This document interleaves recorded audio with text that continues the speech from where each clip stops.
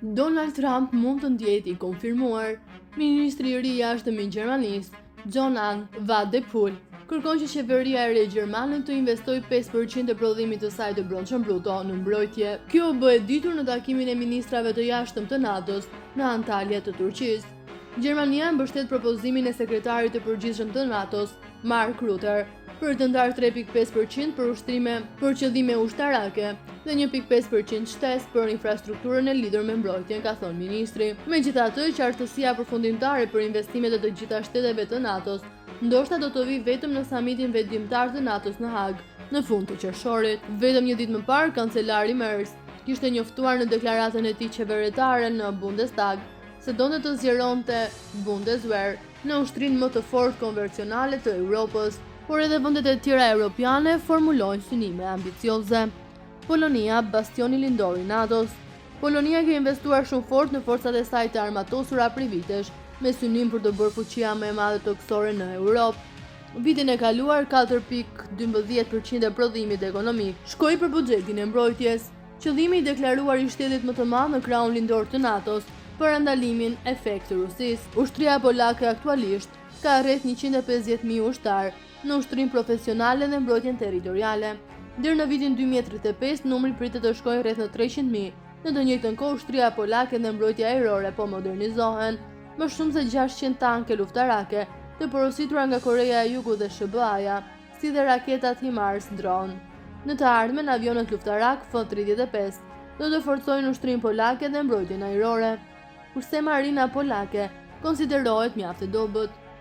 Gjermania nga hezituese në lider. Në rritjen e paralajmëruar të shpenzimeve të mbrojtjes në 5% të prodhimit të brendshëm bruto, Gjermania do të bënte një kthes të politikës së sigurisë me përmasa historike.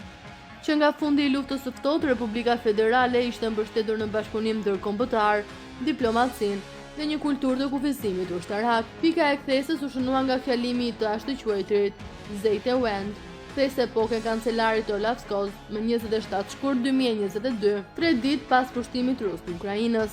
Menjëherë pas këtij fjalimi, qeveria federale vuri në dispozicion një fond special për 100 miliard eurosh për Bundeswehr.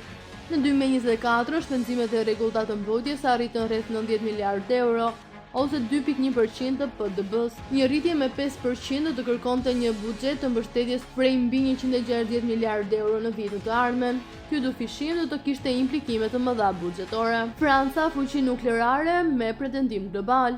Franca është vetëm një fuqi bërthamore në BE dhe ndjek një strategji të prezencës globale dhe pavarësisë ushtarake. Rreth 203 milion ushtarë shërbejnë në ushtri, plus 175 milion antar të njësive paraushtarake si xhandarmeria dhe 26.000 rezervistë. Me aeroplan mbajtës me energji bërthamore dhe në ndence strategjike, marina franceze zotëron komponent të fuqishëm parandalues bërthamor.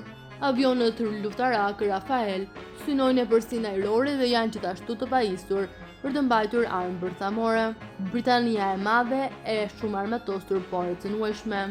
Me një objektiv prej rreth 2.5%, Britania e Madhe gjithashtu dëshiron të rritë shpenzimet e saj të mbrojtjes, duke u fokusuar në teknologjinë e lartë, dron, inteligjencë artificiale, sisteme lazer. Marina mbretërore me 2 aeroplan mbajtës, nga të cilat zakonisht vetëm një është operacional, dhe forcat ajrore konsiderohen si shumë moderne.